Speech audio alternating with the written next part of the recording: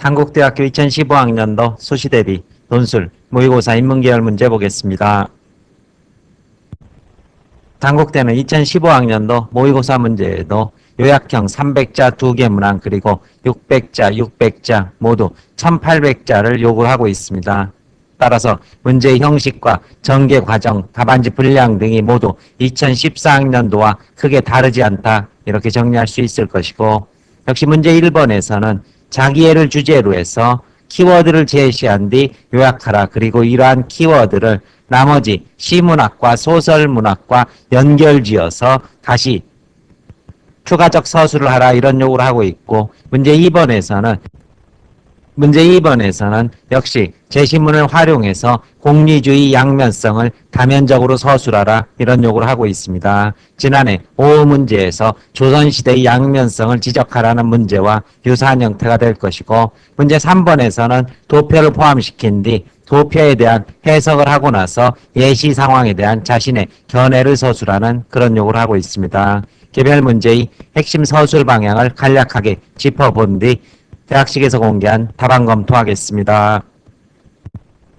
문제 1번에서는 역시 핵심적인 어휘 한 개를 찾은 후 이것을 중심으로 요약하라. 따라서 여기에서는 자기애라는 핵심적인 어휘를 제시한 뒤 자기를 사랑하는 사람만이 긍정성을 가지고 역시 타인을 사랑할 수 있고 이것이 행복감의 원천이 된다. 이러한 내용을 서술하시면 될 것입니다. 그리고 이를 토대로 해서 나와 다에 대한 적용 서술을 요구하고 있는데, 나에서는 연탄을 통해서 자기애가 타인에게 확장된 모습을 서술해 주시면 될 것이고, 다에서는 자기애가 이기성으로 변질됨으로써 자신과 타인을 파멸시키는 그런 모습을 서술하시면 될 것입니다. 제시문 다는 죄와 벌의 한 장면으로 주인공이 자신을 위해서 노파, 쓸모없는 사회적으로 쓸모없다고 생각되는 노파를 살해하는 그런 계획을 세우는 모습이 부분적으로 발췌되어 있습니다. 답안 전개 보겠습니다. 1번입니다. 가에서 주제를 드러내는 단어로 자기애를 찾을 수 있다. 자기애는 자신이 가지고 있는 단점이나 결함을 부끄럽거나 불쌍히 여기지 않고 오히려 당당하고 긍정적으로 세상을 대하는 삶의 태도를 나타낸다. 누구나 열등감을 갖게 하는 요소가 있을 수 있지만 여기에 빠져 신세를 한탄하기보다 자기 자신을 진심으로 사랑하고 긍정적으로 바라본다면 행동에 변화를 가져올 수 있고 세상의 반응도 달라질 것이다. 이러한 태도가 곧 성공과 행복의 비결이며 우리를 행복하게 만드는 것도 불행하게 만드는 것도 결국 우리 자신인 것이다. 2번입니다. 가에서 주장하는 바 긍정적 의미 자기애에 토대하여 우리가 궁극적으로 지향해야 할 존재의 모습은 나의 연탄에서 확인된다. 이 시에서 연탄은 자신을 태우고 희생하여 이웃을 사랑하고 타인을 위해 헌신하는 존재로 묘사된다. 이와 같은 입장에서 볼 때 다의 화자는 자신과 자기 어머니의 경제적인 어려움을 해결하기 위하여 타인의 돈을 빼앗아 대학도 다니고 출세하려는 이기적인 존재이다.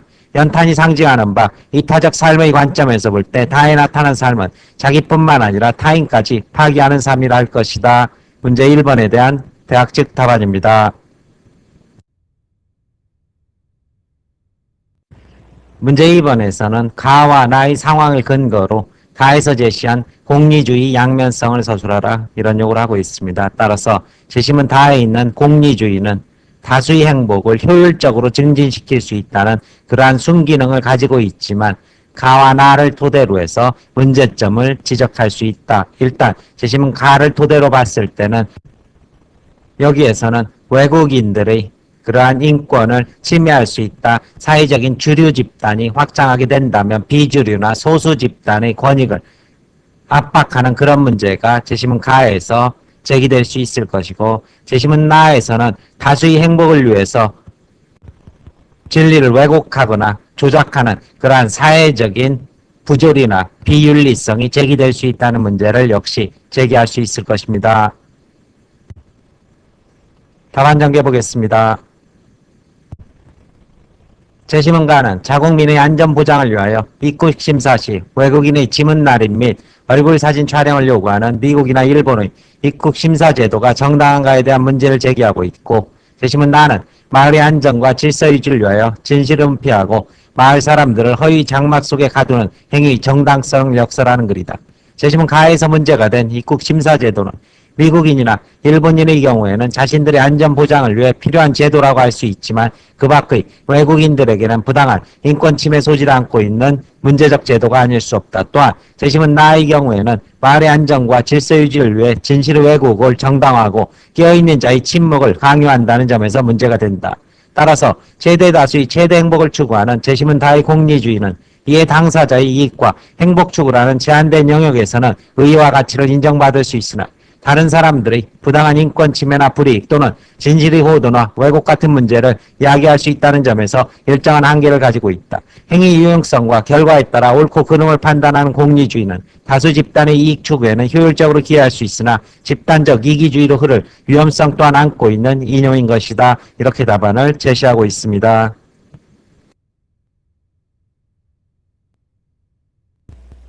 문제 3번에서는 제시문 가와나를 토대로 다의 통계가 의미하는 바를 해석하고 라의 화자가 보인 삶의 태도에 대한 견해를 논술하라 이런 요구를 하고 있습니다. 그런데 제시문 가에서는 이런 통계의 계량화 작업이 갖고 있는 의미와 그리고 한계를 동시에 지적을 하고 있습니다. 따라서 이러한 시각에서 봤을 때 제시문 나에서 여러 가지 지표들을 활용해서 삶의 질을 측정하는 것은 나름대로의 의미도 있지만 역시 주관성이 내포된다는 그러한 한계를 역시 동시에 지적할 수 있을 것이고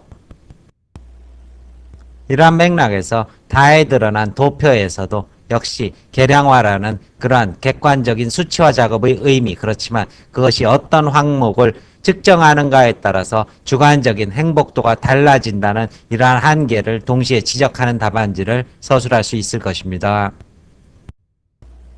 이제 마지막으로 제시문 라에 대해서는 이러한 행복의 모습이 자신의 주관성에 따라서 결정되는 것이다. 소박한 일상 속에서 행복을 얻는 모습은 바람직하다. 이러한 서술이 가능하다면 두 번째는 지나치게 소시민적인 자기 행복에 안주함으로써 사회적인 문제에 무관심한 현대인의 모습을 보여준다. 이러한 식의 또 비판적 서술도 가능하다고 대학 측에서 밝히고 있습니다.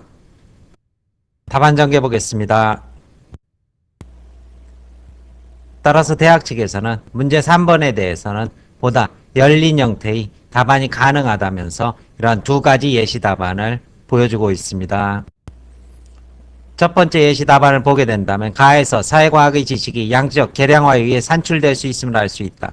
가에서 확인할 수 있는 경제 수준 대비 사회복지 수준이나 현재 행복 수준을 산출하는 것도 양적 계량화에 따른 것이다. 양적 계량화를 위해서는 탐구 대상을 수치화하는 것이 중요한 의미를 갖는다. 예를 들어 나의 삶의 질에 대한 평가를 위해서는 소득, 수명, 교육 등의 요인을 고려할 수 있다. 다에 나타나는 경제 수준 대비 사회복지 수준이 높아짐에도 행복 수준의 변화가 없는 까닭도 어떤 요인을 대상으로 수치화하는가의 차이에서 기인한다. 특히 인간의 의식이나 가치, 동기 등의 내면 세계를 나타내는 요인들은 수치화가 어렵다. 사회복지 수준의 변화와 행복의 관계도 마찬가지이다. 전자의 경우 양적 계량화가 가능하지만 후자는 명백한 기준을 설정하기 어려울 가능성이 높다. 행복이란 주관적 만족들을 의미한다. 라의 화자가 일상의 무탈에서 행복을 찾고자 하는 것도 마찬가지이다. 수치로 나타내려는 많은 시도에도 불구하고 진정한 행복을 찾는 길은 라의 화자와 같이 자신의 삶을 긍정적으로 수용하는 태도가 필요할 것이다. 전반적으로 계량화의 필요성과 그리고 라의 화자가 나타나는 삶에 대한 긍정적인 측면에 주목해서 답안을 작성했다면 가에 나타난 바와 같이 사회현상을 이해하고 설명하는데 양적 연구 방법은 유용하다. 하지만 이 방법은 인간의 의식이나 가치관 등 내면 세계를 측정하는 데는 한계를 갖고 있다. 나의 삶의 질과 관련된 다양한 요소를 양적으로 계량화하는 문제도 마찬가지이다. 계량화는 유용하지만 행복감을 측정하는 문제는 쉽지 않다.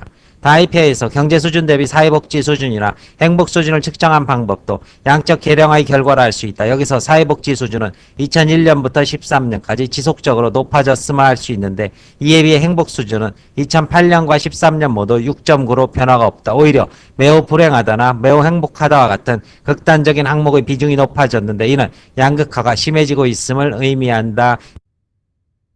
계량화의 한계와 그리고 우리 사회의 모순을 지적하는데 더 치중한 답안지라고 볼 수 있을 것입니다. 사회복지 수준이 높아짐에도 행복감이 높아지지 않는 이유는 행복감이 사회 문제라기보다 개인의 문제이기 때문이다. 라이 화자가 딸아이가 사준 휴대전화와 용돈 15만 원에 행복을 느낄 수 있는 것은 행복을 수용하고자 하는 그의 태도를 의미하는 것이다. 이러한 삶은 자칫 사회적 무관심으로 이어질 수 있는 소시민주의라는 한계를 갖는다. 이러한 예시답안 2번을 통해서는 보다 비판적인 지문 해석과 접근을 시도하고 있습니다. 설명 마칩니다.